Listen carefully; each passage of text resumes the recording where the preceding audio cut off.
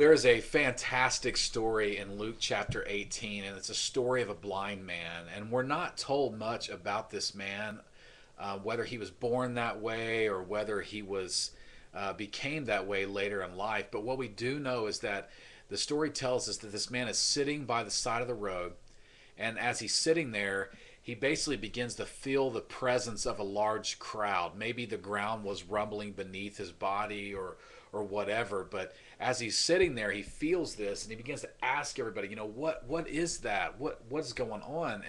And the people tell him that's Jesus passing by.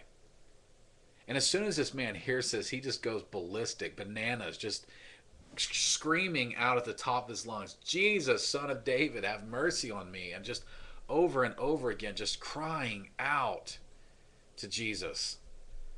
The people at the front of the crowd leading the pack, they go over to this man. They tell him, like, you need to be quiet. Shut up. You're loud. You're annoying.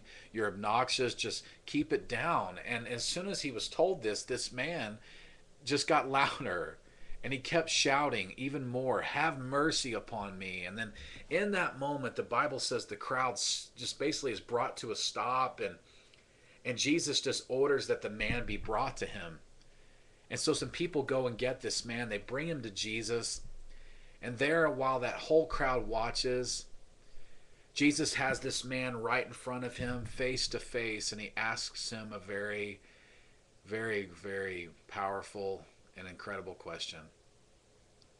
He says, what do you want me to do for you? And without any hesitancy at all, that man told Jesus, I want to see. And Jesus said, then see.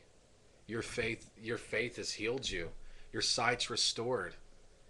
And then, as Luke does so well, he records that the people praised God over the miracle that they saw. My hope for you today is that maybe you'll just rest in something that this story teaches us.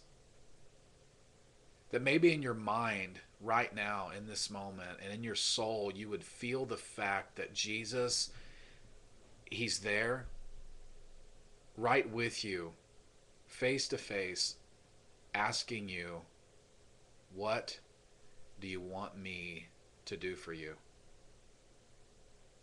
You see, up to that point, that blind man's prayer, his cry was just, help, help, mercy, please help me.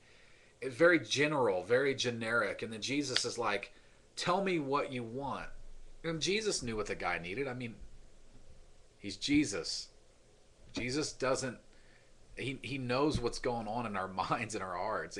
He was not asking for his sake. He was asking for the blind man's sake.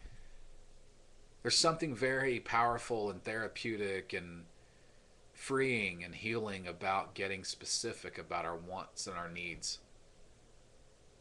And my desire for you today is that you will experience that freedom to get specific with God, to talk to him in a way that's not general, that's not just broad, but that you would realize that he's listening. But not only is he listening to you, he's asking you face to face today, what do you want? What do you need? Tell me all about it because I'm listening.